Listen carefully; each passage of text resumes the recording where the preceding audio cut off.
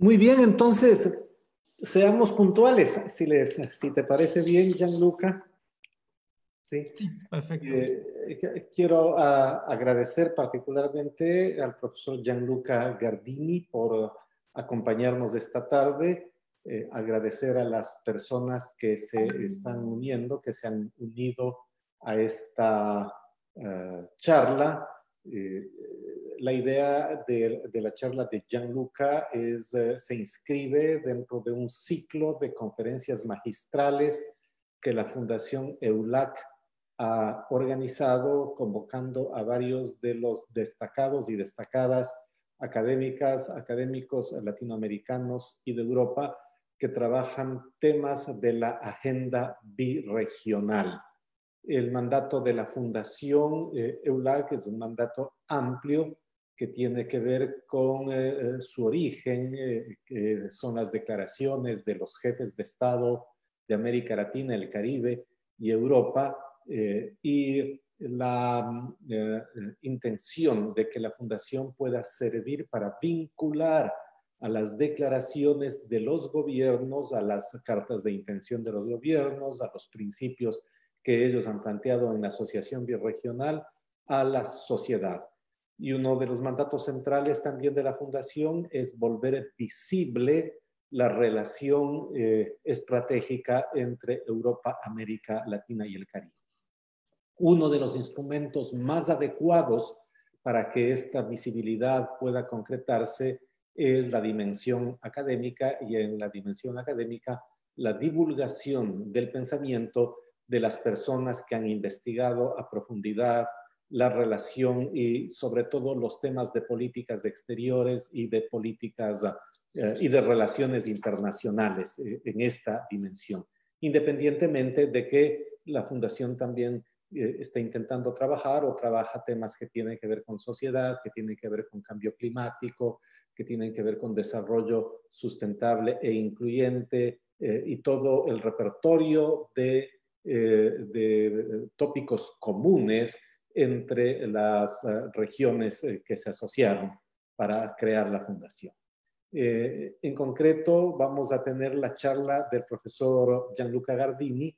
Gianluca es catedrático de Relaciones Internacionales y Estudios Latinoamericanos de la International Business and Society Relations en la Universidad Friedrich Alexander de Nuremberg, y sus áreas de interés cubren las relaciones internacionales de América Latina, el análisis de política exterior, de integración regional y organización internacional. Gianluca Gardini ha sido director de múltiples proyectos, tanto académicos como de consultoría y asesoramiento. Fue representante ante la Unión Europea de la Confederación de la Industria Italiana y asesor de comercio internacional para Eurochambers, las cámaras de comercio e industrias europeas. En el año 2012 su experiencia con las cumbres latinoamericanas le llevó a integrar el equipo que asesoró a la Cancillería de Chile para que se produjera esa reunión de jefes de Estado. Gianluca Gardini ha publicado extensamente en Europa, en América Latina, en los Estados Unidos y en otras regiones del mundo. Es autor de libros clásicos, ya prácticamente de texto e inevitables para la enseñanza de análisis de política exterior latinoamericana. Y es verdaderamente un honor y un privilegio el que pueda acompañarnos esta tarde. Muchas gracias, Gianluca, bienvenido, y puedes comenzar la charla. Habíamos hablado que esta charla durará 40, 45 minutos, después abriremos un espacio para preguntas. Las preguntas pueden hacerse, como se trata de un evento de carácter académico, pueden hacerse razonadamente en no más de 2 minutos, dependiendo del número que haya. Así que las personas que quieran hacerlo, por favor, preguntar y ser lacónicas en la sustentación de la pregunta. Gracias, Gianluca. Adelante. Muy buenas tardes o muy buenos días para aquello que tiene una diferencia horaria con nosotros y muchas gracias, Adrián, por la invitación y muchas gracias a todo tu equipo en la Fundación EULAC. Tengo que decir que el privilegio, el honor son míos. Siempre es un placer trabajar con vos personalmente y con tu institución. Y además es aún más interesante trabajar con ustedes hoy porque me permito de alguna forma integrarme al equipo de EULAC con este evento en el sentido de que trataré yo también de promocionar los valores fundadores de la Asociación Estratégica UE América Latina, pero sin olvidar una mirada geopolítica, una mirada estratégica acerca de esta relación. Y el título de la charla es La geopolítica se une a los valores, la relación UE, América Latina y Caribe antes y después del COVID-19. A pesar de la importancia que tiene el COVID, trataré de no focalizarme en el tema en cuanto tal, porque el tema de la charla realmente es la relación bilateral, con o sin COVID. El tema es que estamos en época de COVID. Y lo que trataré de hacer es, como sugiere el título, tratar de reconciliar lo que es la geopolítica, una visión muy estratégica, si ustedes quieren, también vinculada a lo que se percibe como intereses nacionales o intereses regionales, intereses estratégicos, y reconciliar esta perspectiva con los valores. Y espero poder demostrar que, de hecho, las dos perspectivas, la de los intereses estratégicos, por un lado, y la de los valores fundamentales que caracterizan tanto la Unión Europea como los países de América Latina y del Caribe, de hecho, van muy bien juntos y conforman el sustrato político, económico y social que sustenta la relación. Y entonces, en esta charla, por primera cosa, me gustaría compartir con ustedes una pequeña discusión conceptual sobre el papel de los valores y de los intereses desde una perspectiva geopolítica. En segundo lugar, me gustaría discutir un poco el contexto internacional del cual se sitúan las relaciones entre UE y América Latina y el Caribe. Tercero, me centraré especialmente en las relaciones birregionales en perspectiva histórica y en la actualidad, para demostrar que hay un hecho bastante interesante, que la relación siempre ha sido, según cualquier criterio objetivo, sólida, pero siempre ha dejado un poco a todo el mundo, los tomadores de decisiones y los académicos, con un sentimiento de que la relación todavía no está rindiendo según su potencial. Y vamos a ver por qué y hasta qué punto. En una cuarta parte me gustaría conversar un poco los costos y los beneficios de una relación aún más intensa, porque si hablamos de promocionar aún más la relación, de hacer los vínculos aún más estrechos, esto conlleva beneficios ciertos, pero esto conlleva también costos. Y voy a terminar con unas pequeñas propuestas para una agenda que sea bastante humilde. No estamos hablando de agendas grandiosas, de mega cumbres. No, estoy hablando de una agenda muy funcional y muy incremental. Y luego trataré también de sacar alguna pequeña conclusión. Bueno, para empezar la discusión conceptual, déjenme compartir unas declaraciones muy recientes. Un segundo, ya voy.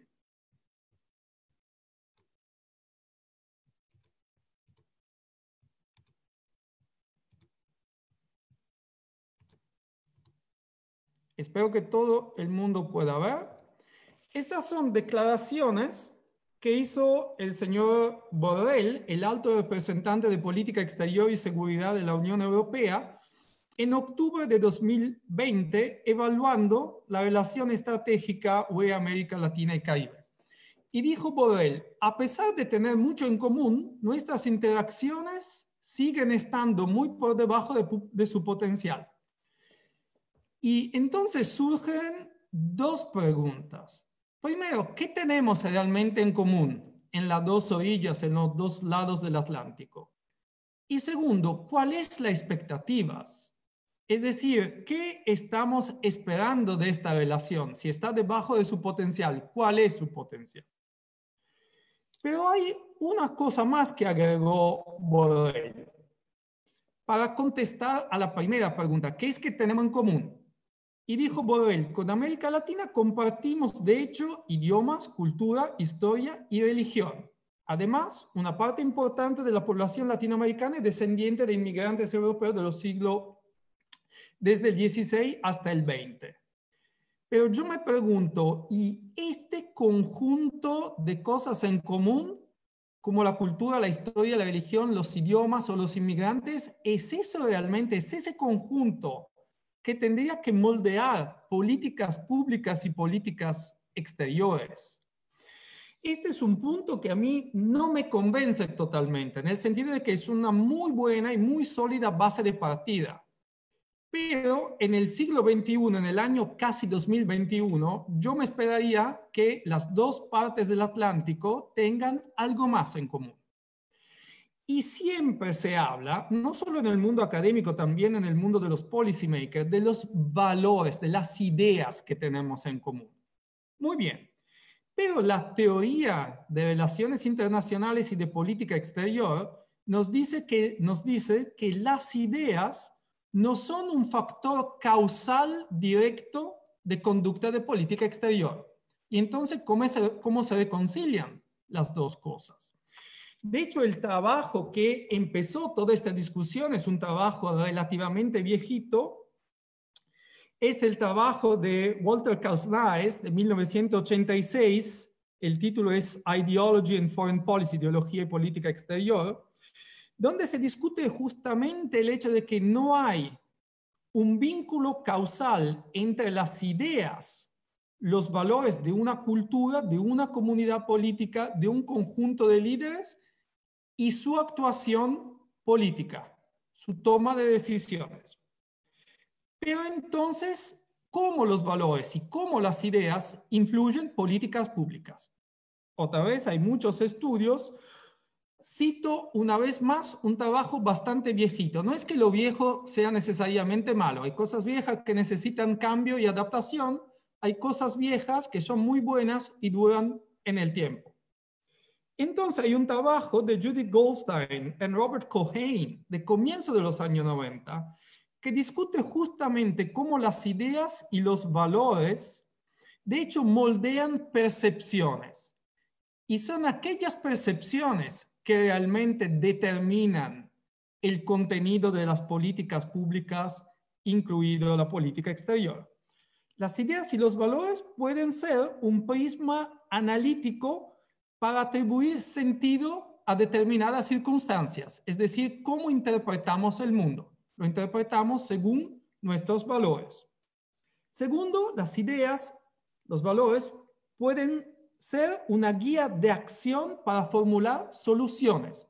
Tenemos varias opciones, muy probablemente optaremos para la solución que mejor se combina con nuestros ideales y con nuestros valores.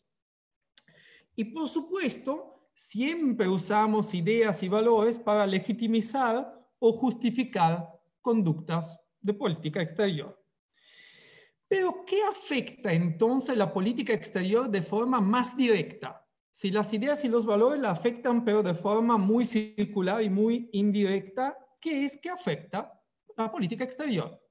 La respuesta más común que proporciona la teoría de relaciones internacionales y la teoría política es los intereses. Los intereses son los que determinan realmente el contenido y la conducta de política exterior. Y aquí viene la primera tensión entre los tomadores de decisiones y los académicos. Desde que yo empecé a ocuparme del tema de la relación entre América Latina y el Caribe y la Unión Europea, siempre estudié, siempre leí que los valores son fundamentales. Los valores que compartimos son fundamentales. Y había muy poca énfasis en los intereses, lo que en mi forma de ver es una limitación a nuestra forma de pensar. No es una equivocación, sino una limitación. Nos hace enfocar solo en una parte del todo. Y si ustedes miran a la teoría, por ejemplo, ¿por qué compartimos valores? ¿Por qué nos centramos siempre en valores? Porque, por ejemplo, América Latina es parte integrante de Occidente, según Alain Ruquier, ¿no? El Occidente extremo puede ser extremo, pero sigue siendo Occidente. Entonces, algo de valores compartimos. La propia proyección externa de la Unión Europea en mucha de la literatura viene descrita como basada en un poder normativo, en un poder civil. Tal vez la excepción más remarcable fue un paper de Richard Whitman, colega mío en Bath, que en 2004 publicó un artículo muy interesante que se llamaba Muscles from Brussels, es decir, músculos desde Bruselas, pero el sonido Muscles from Brussels en inglés suena como los mejillones desde Bruselas, que es el plato típico. Pero en general siempre se puso énfasis en la academia más en los valores que en los intereses. Y esto no es necesariamente el caso del lado de los policy makers. Voy a compartir con ustedes otra diapositiva para demostrar este punto.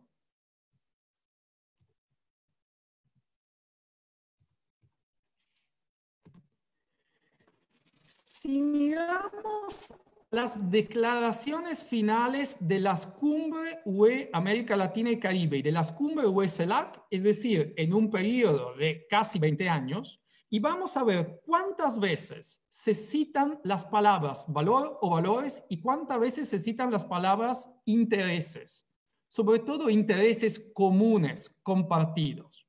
Bueno, si miran, a partir de la primera cumbre en Río de Janeiro en 1999, se mencionan solo 2 veces los valores y 4 veces los intereses. Pero de intereses compartidos, de valores compartidos, se habla una sola vez. Pueden seguir con todo el recorrido, no hace falta ahora mirar cada declaración, sino lo que es interesante es la última cumbre que hemos tenido en 2015. Solo 3 veces se hacía referencia a los valores y de estas 3 veces solo una vez se mencionaban valores compartidos. Otras 2 veces nada que ver. Por ejemplo, se mencionaba la palabra valor en términos en el sentido de cadenas globales de valores. Entonces, un análisis de discurso puede ser muy útil para limpiar un poco lo que es solo análisis textual. Si ustedes miran cuántas veces se menciona la palabra interés o intereses en la última declaración conjunta que tenemos, se menciona bien 7 veces. Una vez se dice que las 2 regiones están unidas por intereses conjuntos y en otras 5 ocasiones se mencionan o intereses comunes o compartidos o mutuos. Lo que nos lleva a un total de 22 veces en que se mencionaron los valores y 33 en que se mencionaron los intereses. ¿Y dónde se mencionan valores compartidos o comunes? Solo 9 veces en 16 años. O, si prefieren, en 8 cumbres. Pero bien 20 veces se mencionan los intereses compartidos. Lo que me lleva a la siguiente consideración. Mi perspectiva, ¿cuál es? Mi perspectiva es que tenemos que mirar la relación UE-América Latina desde una perspectiva geopolítica que incluye tanto valores como intereses. Mi perspectiva, y lo aclaro desde el comienzo, es por supuesto una perspectiva europea. Estoy hablando desde Europa. Pero estoy seguro que esta visión se pueda compartir también al otro lado del océano. ¿Y qué quiero decir con geopolítica? Bueno, déjenme decir que la geopolítica en el pasado muchas veces fue asociada con una connotación negativa. Bueno, no es necesariamente el caso. no es que geopolítica tiene que ser un determinismo geográfico o aún peor cultural. La geopolítica, según lo que dice Boniface, uno de los grandes geopolitólogos franceses, es una forma de ver el mundo que se concentra sobre todo en los intereses estratégicos y los objetivos asociados a temas, a la esfera de la supervivencia y de la prosperidad de una comunidad.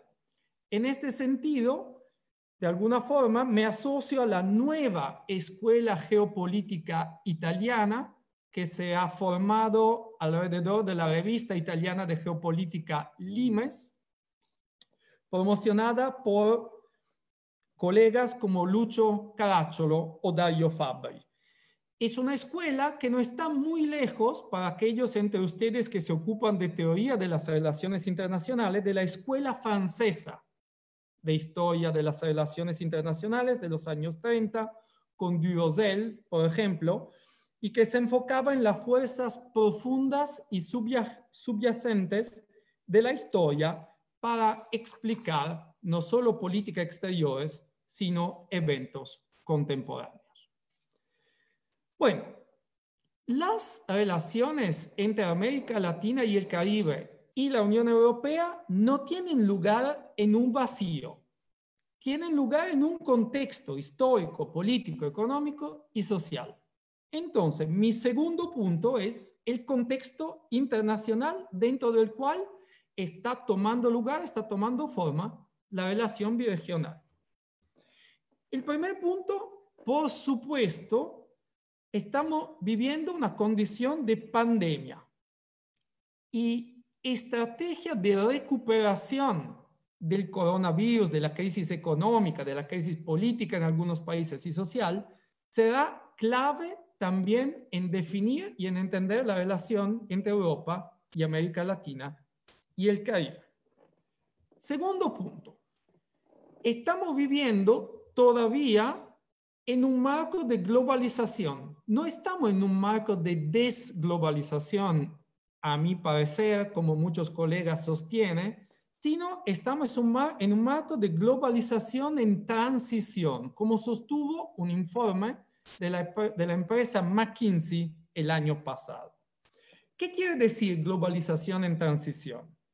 Quiere decir que cada vez producimos más, cada vez exportamos más, como en el pasado, pero a diferencia que en el pasado, la distancia de las exportaciones se está achicando.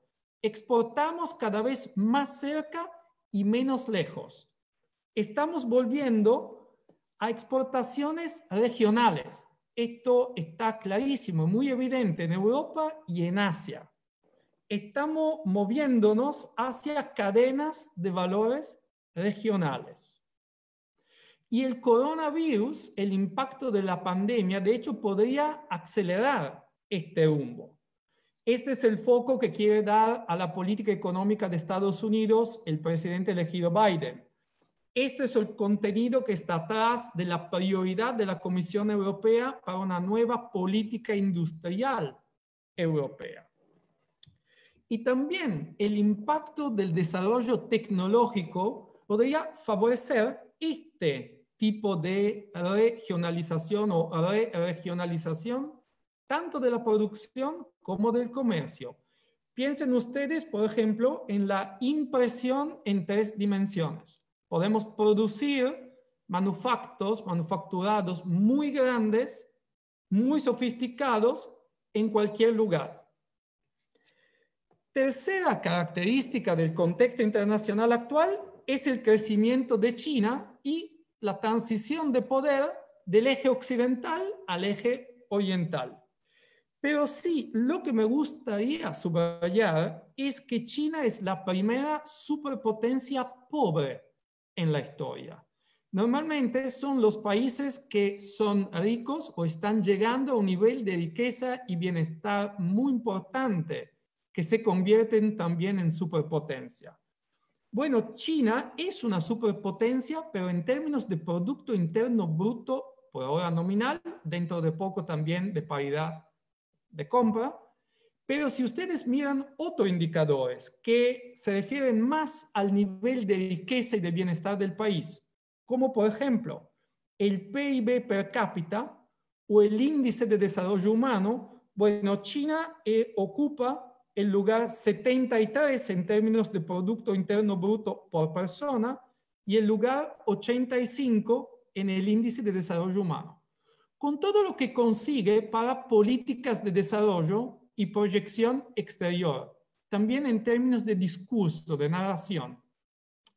Si ustedes miran a otras potencias emergentes, tomamos por ejemplo la India o Brasil para quedarnos en América Latina, India ocupa el lugar número 5 en términos de Producto Interno Bruto, pero el lugar 119 en términos de PIB per cápita y el lugar 128 en términos de desarrollo humano. Brasil, el lugar 9 en términos de PIB, el lugar 80 en términos de PIB per cápita y el lugar 78 en términos de desarrollo humano. ¿Qué quiere decir todo eso? Quiere decir que la agenda internacional estará cada vez más dirigida, tanto en el discurso como en la práctica, hacia temas de desarrollo económico, de equilibrio y de inserción, de inclusión política y social. Otra cosa que es interesante es que la economía china y la economía de las demás potencias emergentes están muy integradas tanto con las economías de las potencias establecidas como con las economías de las otras potencias emergentes o de los países todavía en desarrollo, lo que es un evento relativamente novedoso. Cuarto elemento de nuestro contexto es la supuesta crisis del multilateralismo. Pero acá, en mi opinión, necesitamos hacer por lo menos dos clases de aclaraciones. La primera es que si hay una crisis del multilateralismo, esta se refiere al multilateralismo occidental de corte liberal. Es decir, no hubo reforma del Consejo de Seguridad de la ONU. La Unión Europea tiene que enfrentarse a fuerzas centrífugas que culminaron con el Brexit. La OMC está medio paralizada o paralizada si quieren tomar una visión más pesimista. El G7 y el G20 han perdido prestigio. El Fondo Monetario y el Banco Mundial sufren delegitimización. Y los grandes acuerdos comerciales promocionados por las potencias occidentales, como el acuerdo transatlántico entre la UE y Estados Unidos o el acuerdo transpacífico promovido por Estados Unidos, han perdido fuerza. Pero hay otro multilateralismo emergente alrededor de China. Y este multilateralismo está bien fuerte. Lo podemos ver en el ámbito político, con los BRICS, con el foro que China ha establecido con 16 países europeos, sobre todo de Europa centro-oriental, con el foro China-CELAC. Lo podemos ver en el ámbito de seguridad, con la creación de la Organización de Cooperación de Shanghái. Lo podemos ver en el ámbito financiero, con la creación de un nuevo Banco de Desarrollo y con el Banco de Desarrollo e Infraestructura de Asia. Y lo podemos ver también en el ámbito comercial, con las recientes conclusiones de dos acuerdos importantes, el Regional Comprehensive Economic Partnership y también el Comprehensive and Progressive Agreement for a Trans-Pacific Partnership, que reemplaza el TPP que había sido promocionado por Estados Unidos en su momento. Pero hay una segunda aclaración que es necesaria. Muchos de los países emergentes no están cuestionando el multilateralismo como concepto. De hecho, no cuestionan el multilateralismo normativo, no cuestionan las reglas, cuestionan los procesos. Es una crítica procedural, en el sentido de que ellos fueron excluidos de la decisión que llevó a decidir ciertos procesos, ciertos mecanismos. El quinto punto, que en mi opinión es fundamental para entender el contexto de la relación UE-América Latina, es la redefinición del rol de Estados Unidos y de la política exterior de Estados Unidos. Y hay 4 factores que considerar. Primero, las tendencias proteccionistas en Estados Unidos no van a desaparecer. De hecho, la ala izquierda de los demócratas es bastante proteccionista. Segundo, es probable que haya un acercamiento de Estados Unidos a sus socios más tradicionales, es decir, los europeos y los latinoamericanos. Pero muy probablemente eso será a cambio de un desacoplamiento de China, lo que podría ser bastante problemático para América Latina, tal vez menos para Europa. Y también Estados Unidos tendrá que enfrentarse a las tensiones entre sus propias necesidades internas de recuperación económica, de lucha a la pandemia y, por otro lado, la tensión entre estas necesidades internas y el deseo de retomar un papel protagónico a nivel internacional. Y hay un cuarto factor, que es el factor Biden. Le voy a compartir otra diapositiva para explicar qué quiero decir con eso.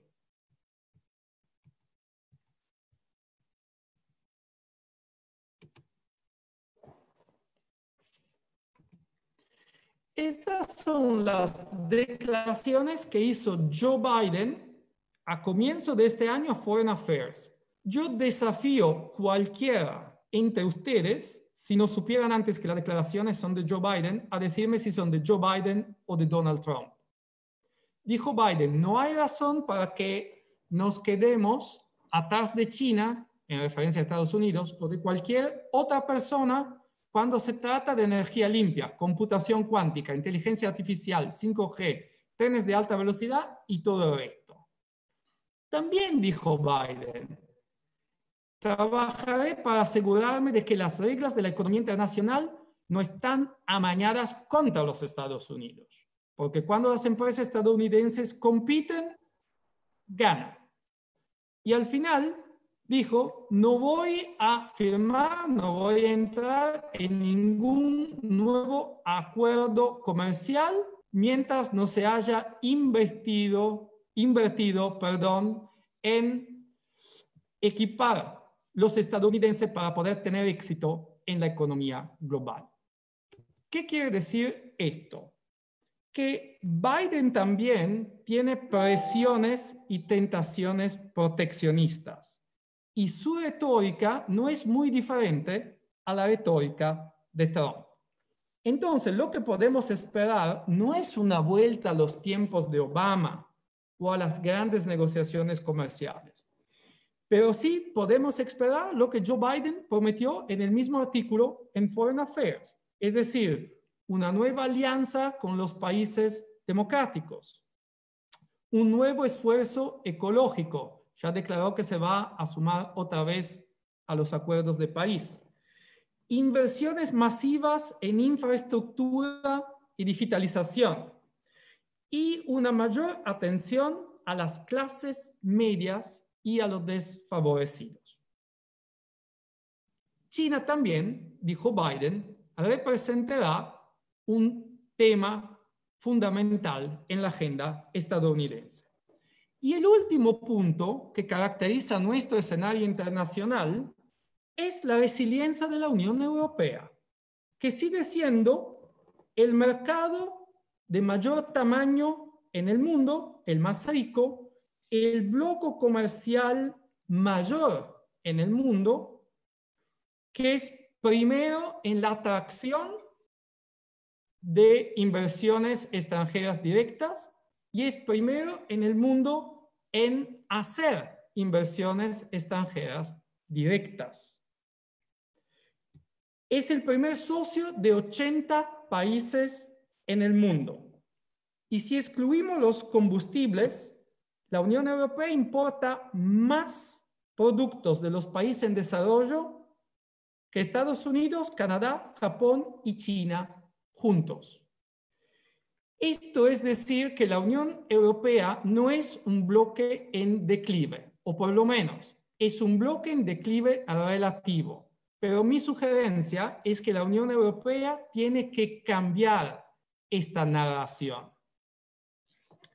De hecho, ¿cuál es el vínculo de este escenario? Ahora sí, con la relación más directamente con América Latina y el Caribe.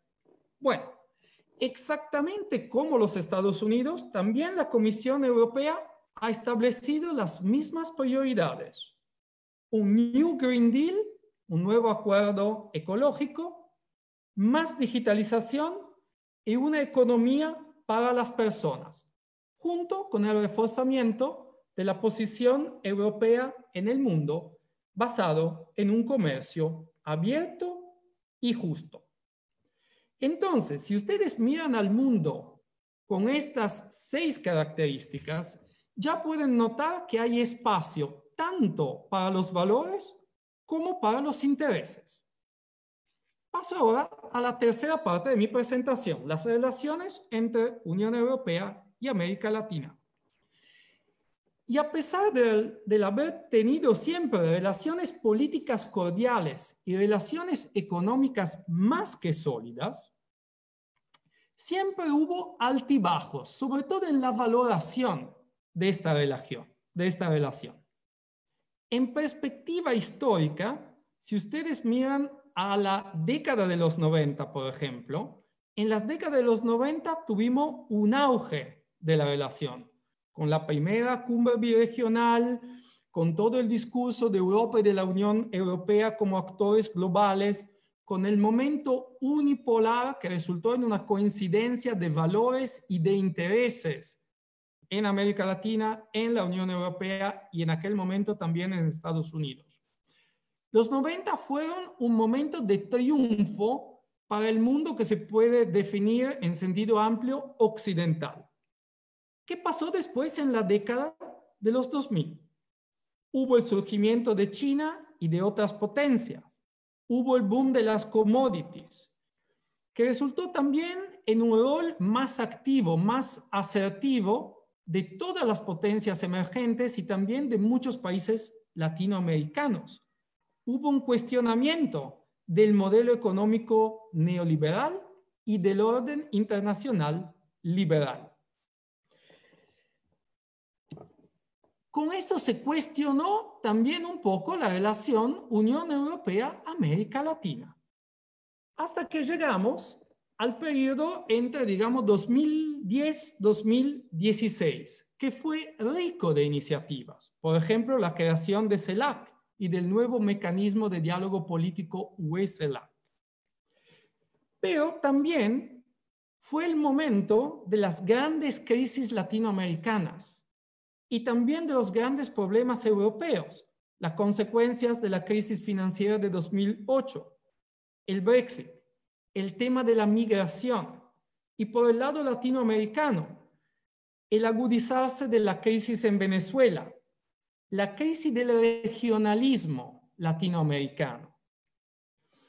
También la crisis económica que pegó muy duro a 3 de las 6 mayores economías latinoamericanas, Brasil, Argentina y Venezuela. Y por fin se cierra el ciclo de la llamada marea rosada de los gobiernos progresistas. Entonces estamos en una situación de incertidumbre, en una situación de transición política. ¿Qué se ve en la actualidad? Bueno, en una pequeña escala, la misma cosa que hemos visto a lo largo de las últimas 3 décadas se ve en los últimos 3 años. A comienzo de 2019, la situación se valoraba de forma bastante negativa en una mayoría de declaraciones políticas y también de estudios académicos. No había cumbre desde 2015. No había una posición común en América Latina o en Europa o entre las dos con referencia al caso de Venezuela y había un estancamiento de las negociaciones para el acuerdo UE-Mercosur. Un año después, a comienzos de 2020, antes de que estallara la crisis del COVID, la perspectiva era muy diferente, porque a lo largo de 2019, por ejemplo, tuvimos una nueva estrategia de la Comisión hacia América Latina. Tuvimos también un acuerdo político sobre el acuerdo comercial, el acuerdo de asociación UE-Mercosur. Tuvimos una nueva comisión que parecía ser muy favorable a América Latina. Y además tuvimos una cosa muy importante, una nueva estrategia de Alemania hacia América Latina. Entonces, el miembro más poderoso y tal vez más creíble en sus elecciones de política exterior, es decir, Alemania, se comprometía hacia América Latina, definiendo a América Latina un vecino de valores, un socio estratégico y comprometiéndose a avanzar la agenda euro-latinoamericana también dentro de las instituciones comunitarias. A pesar de todo esto, a comienzos de 2021 o ahora a finales de 2020, tenemos muchas dificultades. El acuerdo UE-Mercosur está experimentando resistencia por parte de varios Estados miembros de la Unión Europea. Hay también dificultades en finalizar la modernización del acuerdo con México. El coronavirus ha cambiado las prioridades de la Unión Europea. Y sorpresa, el foco de la presidencia alemana de la Unión Europea no está en América Latina, sino en África. ¡Qué decepción! Quiero decirle brevemente dos cosas finales.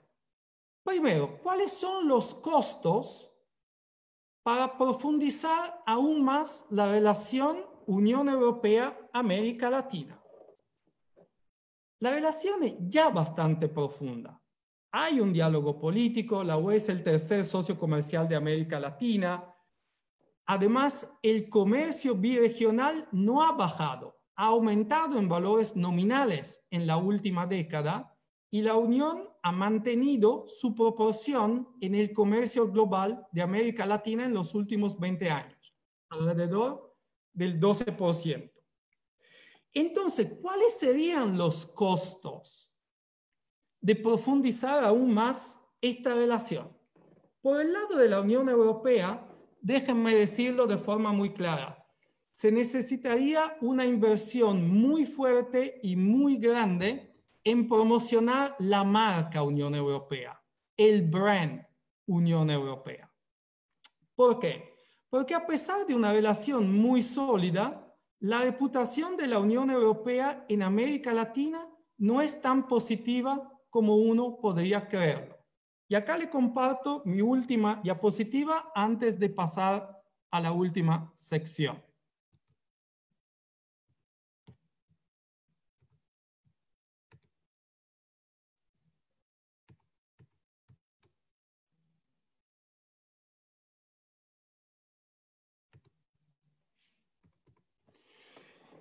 En una encuesta del Latino Barómetro de 2018, se preguntó a los latinoamericanos qué opinaban sobre las relaciones entre el propio país y la Unión Europea. Y sorpresa, el juicio positivo solo fue hacia la Unión Europea del 48% de los latinoamericanos, contra el 59% con referencia a Estados Unidos, a pesar de la presidencia de Donald Trump, y el casi 70% de opinión favorable sobre la relación entre el propio país y China. Entonces, yo me pregunto, ¿no habrá algo equivocado en la relación entre Unión Europea y América Latina desde el lado de la comunicación? ¿Estamos comunicando bien la importancia que tiene esta relación? Tal vez este es un tema donde se tendría que invertir más. Pero claro, esto conlleva costos. El otro costo para la Unión Europea es el costo de la coherencia política. Anunciar alianzas estratégicas con América Latina y luego no mencionar, ni siquiera mencionar a América Latina en las prioridades de política exterior de la presidencia de turno de la UE, no me parece una señal muy positiva para la relación. Se mencionó en lugar de América Latina, África. Y está muy bien, pero hay seguramente un desencuentro entre la posición alemana expresada en 2 cumbres entre Alemania y los representantes de América Latina y sus prioridades oficiales para el semestre de presidencia. Y además hay un costo-oportunidad, tanto para la Unión Europea como para América Latina. Invertir en la relación conlleva no invertir en otras prioridades. Los recursos son finitos. Y entonces se necesitaría valorar de forma muy cuidadosa cuáles serían los beneficios para tanta inversión. Lo mismo se aplica a América Latina. Por ejemplo, invertir más en la relación con la Unión Europea estaría muy bien, es muy deseable. Para un acercamiento a la Unión debería darse sin perjudicar las relaciones con China, que son muy importantes para América Latina. Si América Latina quisiera realmente estrechar las relaciones con la Unión Europea, tendría que invertir mucho en un cambio ecológico. Y ojo, porque hay muchos beneficios. El Banco Interamericano de Desarrollo y la Organización Mundial del Trabajo estiman que si América Latina se dedicara seriamente a una transición ecológica, podría crear hasta 15 millones de nuevos puestos de trabajo, pero perdiendo a la vez 7,5 millones de puestos de trabajo en sectores que ahora son estratégicos: el sector de minería, el sector extractivo y el sector ganadero. Entonces, ¿qué pequeña sugerencia podemos hacer para una agenda que una tanto los aspectos geopolíticos como los aspectos de valores? Primero, enfocarse en temas de digitalización. Si ustedes quieren, durante la discusión puedo explicar más sobre pequeñas propuestas en tema de digitalización. Tema de energía e infraestructura, sobre todo centrándose en el enlace que existe entre energía, infraestructura y digitalización. Le doy un pequeño ejemplo. Un algoritmo puede reducir el consumo de energía de cualquier vehículo de transporte, incluido el transporte de la propia energía, el transporte del gas. Hay estudios que demuestran que un pequeño algoritmo aplicado, por ejemplo, a los horarios de los trenes en el horario pico, puede hacer ahorrar a Deutsche Bahn, la empresa de trenes alemana, en un año más de 5 millones de euros, con una inversión de alrededor de 160.000 euros. Más inversión en pymes y en financiación de pymes para la transición ecológica y para la internacionalización. Y más inversión en educación y formación técnica. En conclusión, hay una nueva mirada geopolítica que podemos utilizar para entender y para profundizar aún más la relación entre la Unión Europea y América Latina. Esta visión debe ser de largo plazo y tener en cuenta tanto los valores que caracterizan nuestras comunidades como nuestros intereses. Y si verdaderamente el multilateralismo está en crisis, podemos pasar de un multilateralismo a un minilateralismo, que puede ser biregional o hasta triregional. La agenda de Estados Unidos en este momento podría ser muy compatible tanto con la agenda de América Latina y del Caribe como con las prioridades de la Unión Europea. Pero se trataría de una agenda humilde, factible, funcional e incremental y no de una agenda demasiado ambiciosa. Y para terminar, creo que es un deber de todos los latinoamericanos, caribeños y europeos difundir este mensaje. Hay espacio para más cooperación, pero la que hay ya es sólida y tenemos que valorarla. Muchas gracias. Muchísimas gracias, Gianluca, por la exposición, por la presentación. En estos momentos pasaríamos a ofrecer la palabra al auditorio para mirar si es que hay algún tipo de preguntas. Las preguntas pueden hacerse por el chat o por la opción de preguntas y respuestas que la plataforma ofrece, o pueden hacerse también de viva voz. Ana Ayuso nos ha pedido la palabra. Por favor, Ana.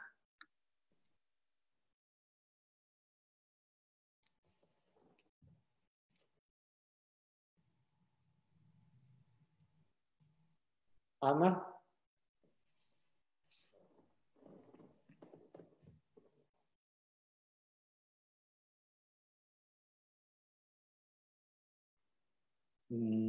Veo una mano levantada. Ana Ayuso. Peter Birle. Puedes hablar.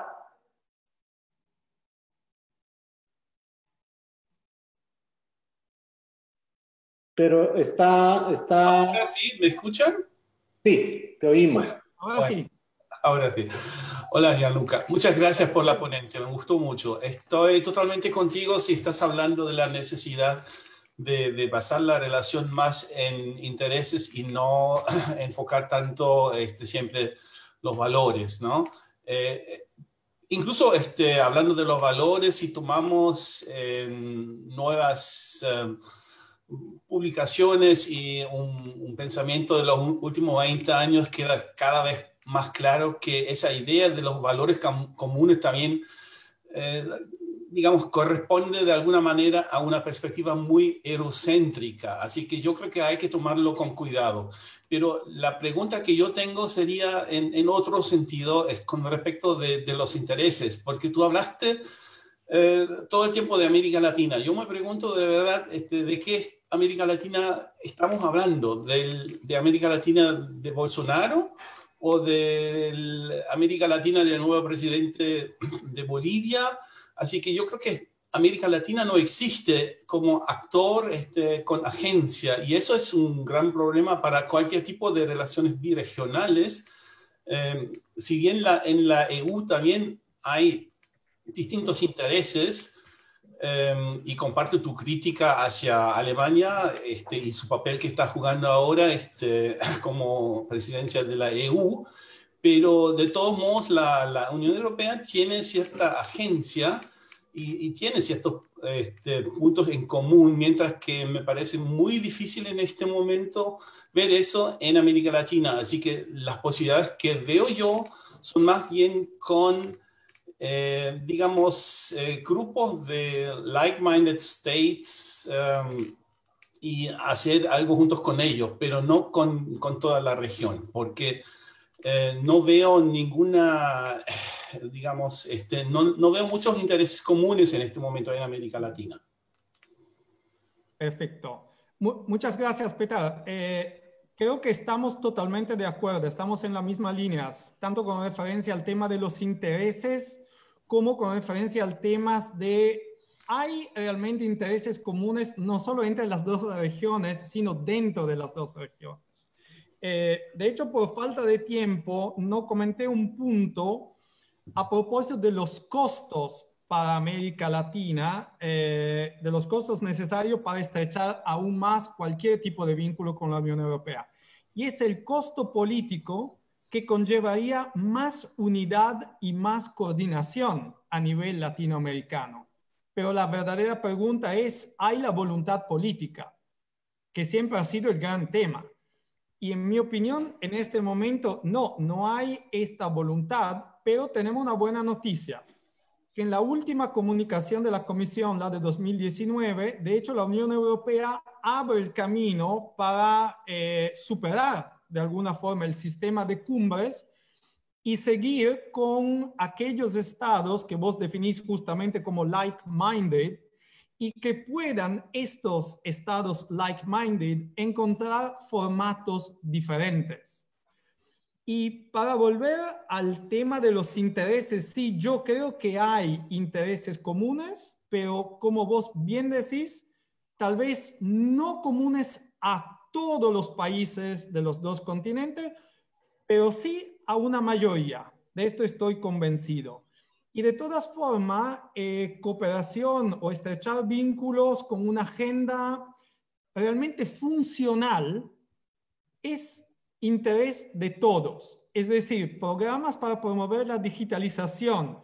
Puedo pensar, por ejemplo, en un marco regulatorio común. Puedo pensar en lo que en inglés se llama Search Advertising Manager, que ya se está haciendo hasta cierto punto en la Unión Europea. Es decir, un mecanismo digital para el encuentro, el matching de competencias digitales en los dos continentes, por ejemplo.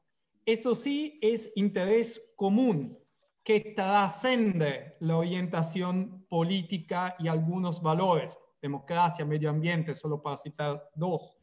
También temas de energía e infraestructura trascenden los valores políticos.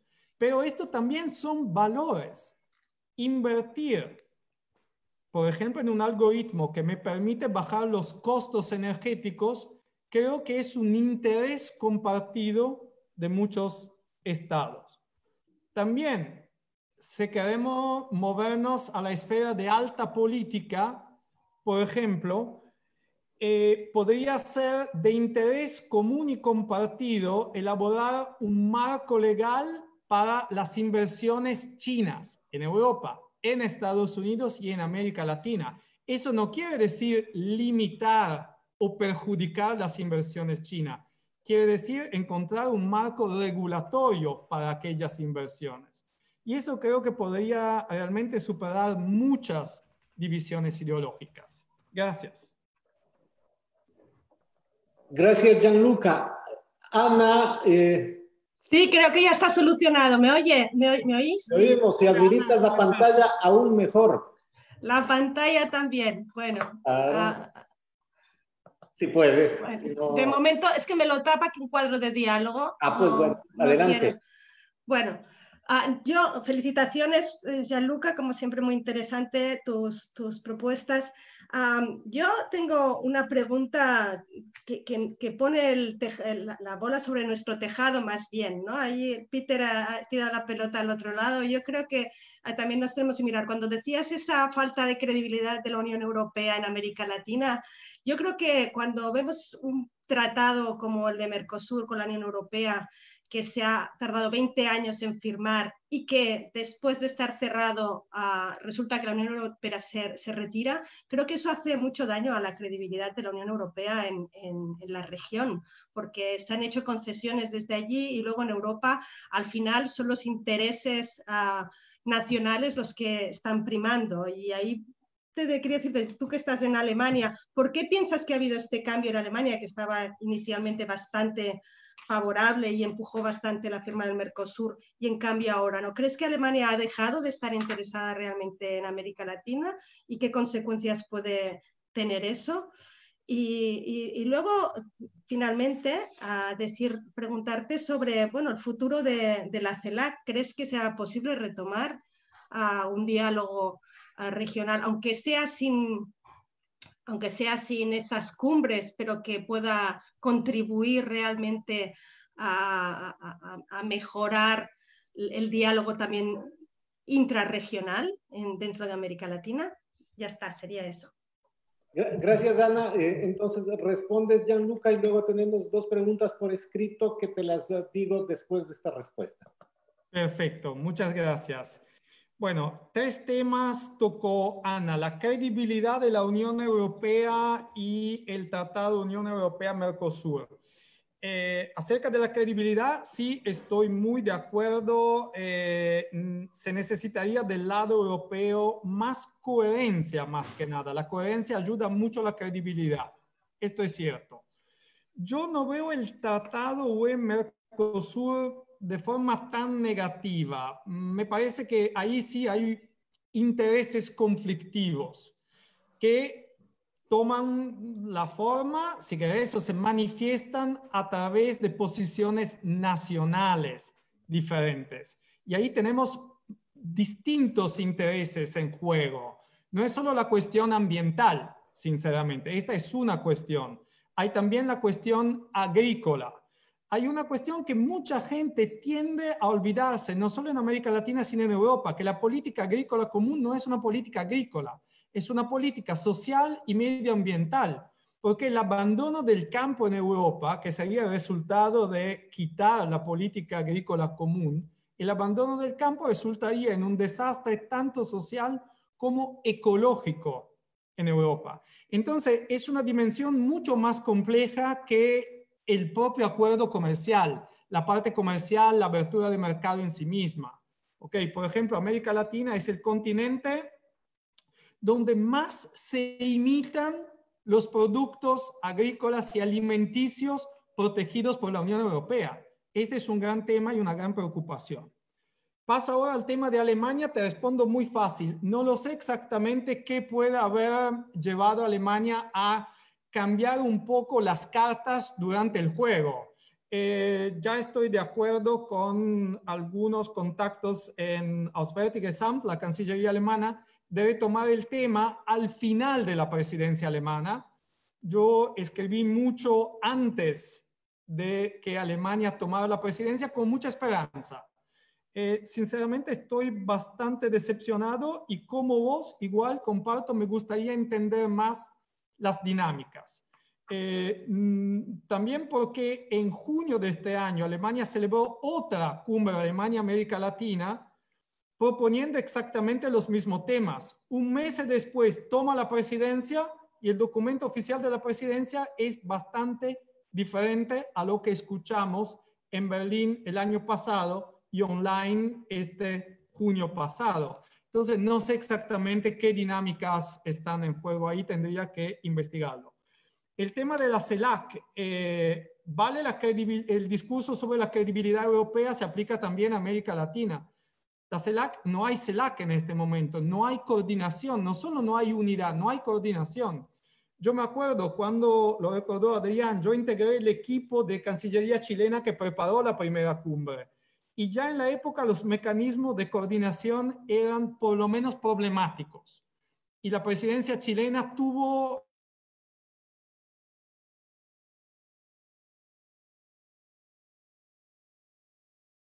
desde el lado latinoamericano. Entonces, también CELAC, para ganarse credibilidad, necesita un poquito más de coherencia y de cohesión política. Se prevé una cumbre en 2021, vamos a ver, pero sin mucha cohesión política de los dos lados, no sé si al final el resultado va a ser una declaración, digamos, de mínimo común denominador, pero sin ningún avance significativo. Sería una pena.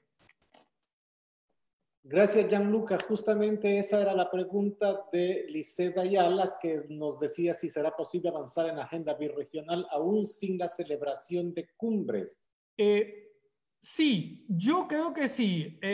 Si ustedes miran la comunicación de la Comisión, realmente se abre el camino para mecanismos paralelos a los mecanismos de cumbre. Se dice de forma bastante explícita que los estados like-minded pueden encontrar formas de avanzar.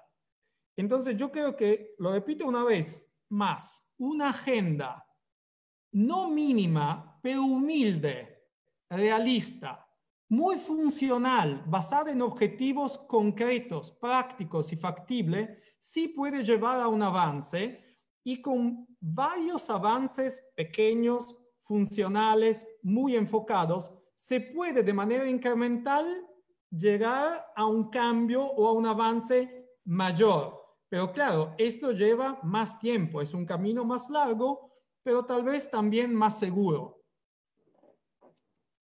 Gracias, Gianluca. Juan Carlos Aguirre pregunta tu opinión sobre el futuro de las relaciones interregionales EULAC a partir de las relaciones sobre la base de asociaciones estratégicas. Por ejemplo, Brasil, México, Chile, considerando que América Latina está y seguirá fragmentada. Cierto. Agradezco la pregunta. Muchas gracias, Juan Carlos. La verdad que en este momento yo no tengo una idea bien definida. Tengo que ser muy sincero. Me parece una fase de gran transición. Si yo fuera un funcionario, un alto funcionario de la Comisión, estaría realmente con muchas inquietudes en este momento. Porque el enfoque tradicional de la Unión Europea siempre ha sido región a región. Sea Europa, América Latina y Caribe, sea Unión Europea, Mercosur, Unión Europea, Centroamérica, Unión Europea, Caribe, lo que sea. Y la Unión hace años que se ha dado cuenta de que este enfoque no siempre funciona. Esto es parte del razonamiento que subyace atrás de las asociaciones estratégicas con socios, digamos, especiales en América Latina y en otras partes del mundo. Si este camino bilateral es el camino correcto, yo personalmente lo dudo, porque hemos visto que cada vez que algunos estados latinoamericanos, sobre todo Brasil, trata de ir solo, la tentativa fracasa de alguna forma. No consigue ni aglutinar consenso a nivel latinoamericano, ni recibir consenso a nivel internacional. Pienso a varias iniciativas brasileñas, no sé, iniciativas como la Responsibility While Protecting, la iniciativa del acuerdo nuclear con Irán, el liderazgo de la misión MINUSTAH, que fue cualquier cosa, pero no fue exitoso, fue una muy buena experiencia, pero me parece que este camino bilateral no sé si va a dar grandes frutos, sinceramente. Preferiría un minilateralismo.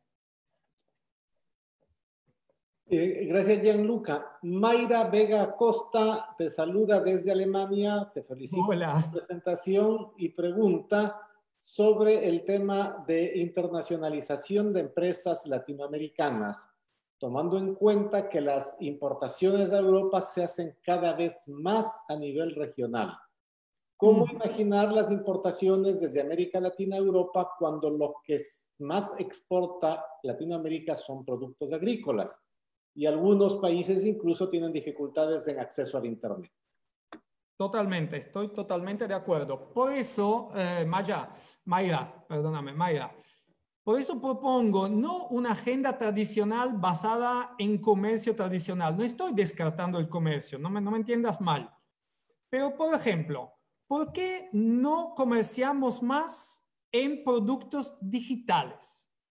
Es verdad que algunas empresas no tienen acceso a Internet, pero América Latina tiene suficiente infraestructura, tiene suficiente acceso a Internet para poder meterse en este tema. ¿O por qué no comerciamos en new tradables, ¿no? Los nuevos bienes, por ejemplo, bienes digitales, para fomentar la digitalización de América Latina? Podemos comerciar en plataforma, podemos comerciar en app, podemos comerciar en redes. Podemos comerciar en educación y formación técnica. Europa podría exportar también, por ejemplo, programas de formación para formadores. Europa podría exportar mejores materiales de formación, y esto para incrementar la exportación también de América Latina hacia Europa. Pero si la relación se reduce o los intereses en la relación se reducen al hecho de que cada uno compre más del otro, no creo que vamos muy lejos. Hay también límites estructurales, es decir, lo que Europa produce y lo que América Latina produce. Entonces se tendría que cambiar la matriz productiva primero, pero esto lleva mucho tiempo. El ejemplo que hice antes, por ejemplo, del algoritmo, es para mí fantástico, porque es fácil decir, tenemos que mejorar las infraestructuras latinoamericanas. Es uno de los problemas del desarrollo latinoamericano, la carencia de infraestructura, carencia en cantidad y en calidad. Muy bien, pero una inversión, por ejemplo, para construir nuevos ferrocarriles es brutal, es impresionante. Reducir el consumo de energía que requiere, por ejemplo, un gasoducto, cuesta, y hay estudios que lo demuestran, entre 130 y 160 mil euros. Un profesor titular, un catedrático alemán y un estudiante de doctorado o un postdoc. Eso cuesta producir esa clase de algoritmos. Esto también se puede comerciar. Entonces, no pensaría solo en comercio tradicional, manufacturados por productos agrícolas, sino miraría a otras áreas. Luca, César Vargas pregunta tu opinión a propósito del potencial que tiene la transferencia de tecnología europea para ayudar a las energías renovables de América Latina. Muchas gracias. Me encanta la pregunta porque estuve leyendo y estudiando mucho sobre este tema. Y energías renovables, hay mucho potencial, pero es un potencial que no se va a cumplir totalmente en la relación birregional. Esto es cierto. ¿Por qué lo digo? Porque si miramos a los renovables, fundamentalmente son energía solar y energía eólica. ¿Ok? De los productores de tecnología solar, 7 de los 10 mayores productores en el mundo ya son empresas chinas. China ya se está comiendo o se ha comido casi todo el mercado de manufactos o manufacturados relacionado con la energía solar. Donde yo veo un espacio más en la energía eólica. América Latina tiene muchas posibilidades.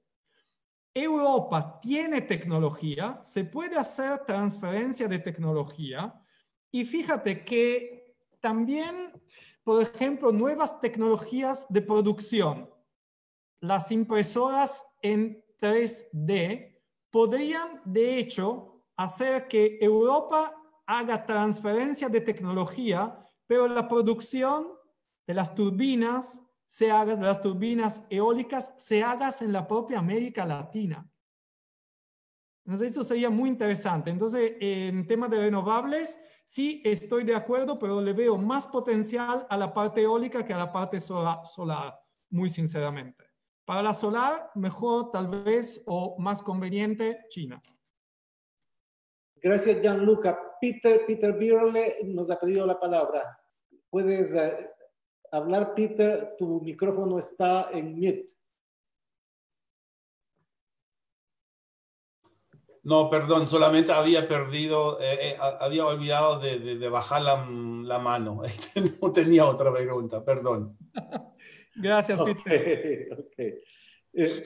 Yo querría preguntar a propósito de la introducción a la charla que hiciste hoy.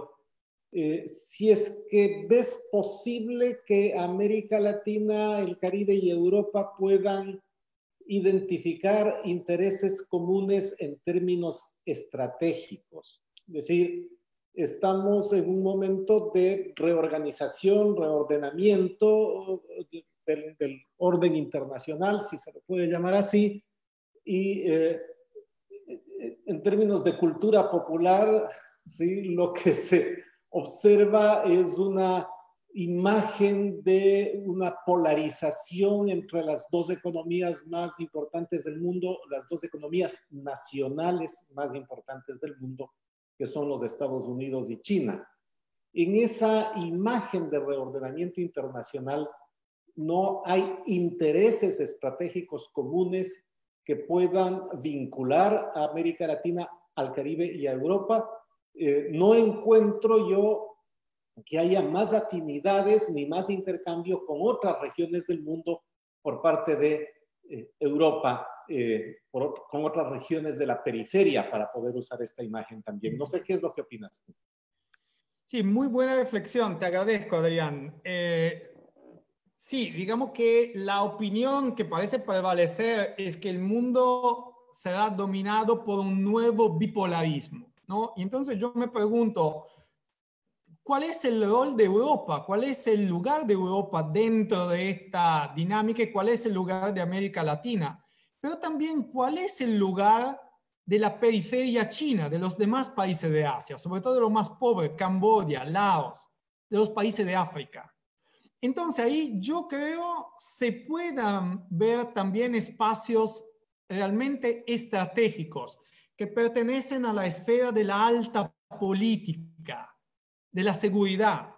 Por ejemplo, el tema de migración se está convirtiendo cada vez más en un asunto de seguridad y en un asunto social, no solo en un asunto de control de fronteras.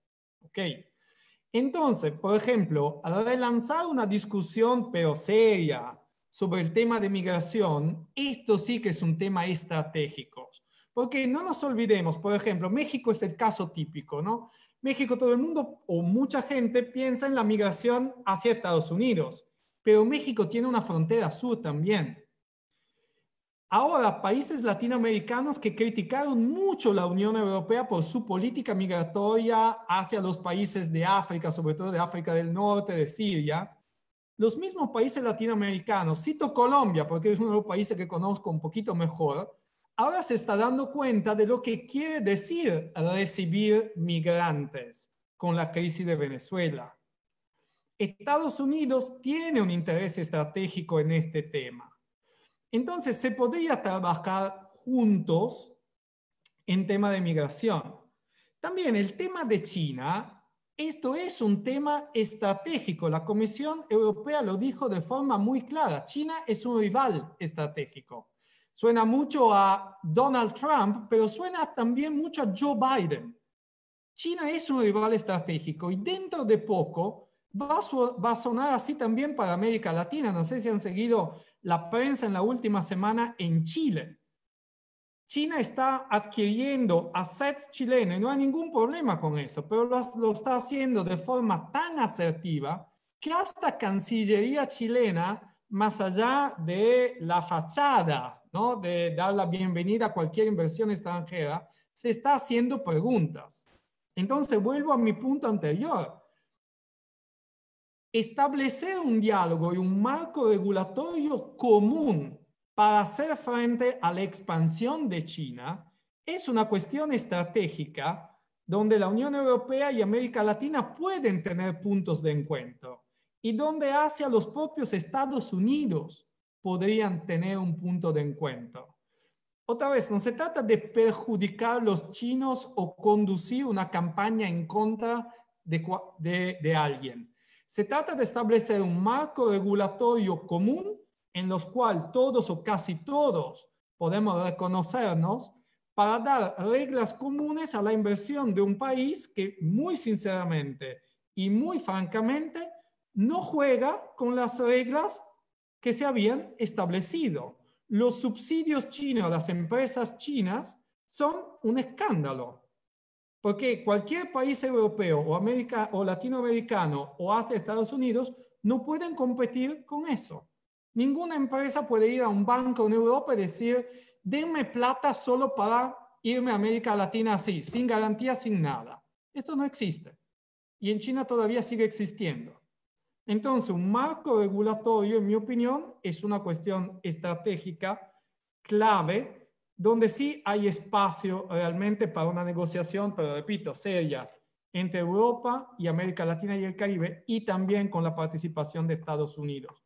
Paradójicamente, en este momento, me parece que en los grandes temas estratégicos, Estados Unidos pueda compartir con Europa y con América Latina más de lo que pueda rechazar realmente.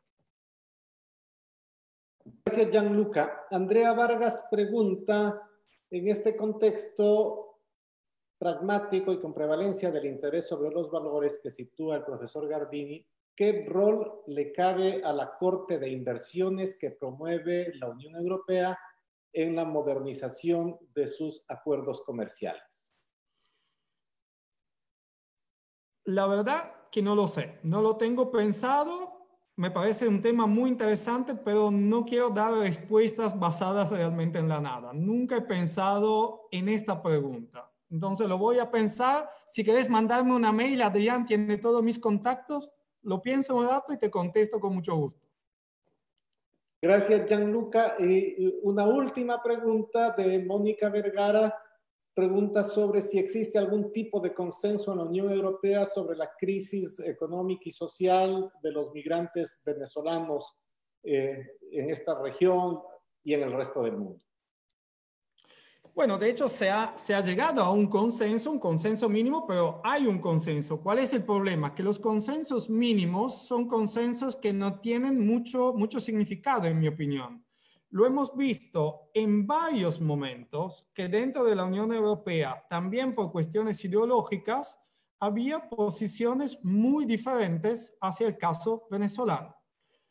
Pero si me puedo permitir, me parece injusto pedirle a la Unión Europea que proporcione una solución para Venezuela. Me parecería mucho más adecuado pedir a los demás países latinoamericanos que se comprometan para buscar una solución en Venezuela. El problema es que dentro de América Latina hay aún menos unidad que en Europa con referencia al tema de Venezuela. Entonces, pasarle la pelota a la Unión Europea, bueno, como apoyo internacional puede estar muy bien, pero me parece que el lugar más adecuado sería dentro del propio continente latinoamericano. Muchas gracias, Gianluca. Muchísimas gracias por la charla. La charla ha sido extraordinariamente rica en conceptos y en evidencias. Fue transmitida en Facebook Live y la colgaremos en las plataformas de la Fundación EULAC. Te agradezco muchísimo, agradezco a todas las personas que han participado y les invito a que la próxima semana a la misma hora, el miércoles, oigamos a Susan Gracius, que es nuestra siguiente conferencista magistral. Gracias a todos y hasta pronto.